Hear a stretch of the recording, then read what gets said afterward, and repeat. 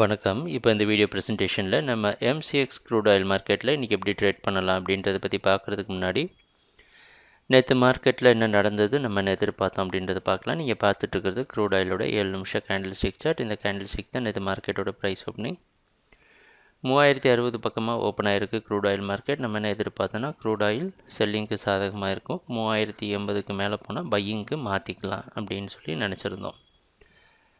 Price open ஆனதுலேருந்து market சரிவை சந்திச்சு 3020 வந்து சப்போர்ட் எடுத்து அதையும் உடைச்சு 2960 வந்து அங்கேயும் சப்போர்ட் எடுக்க முயற்சி செஞ்சு இறுதியாக 2975 க்ளோஸ் ஆகிருக்கு.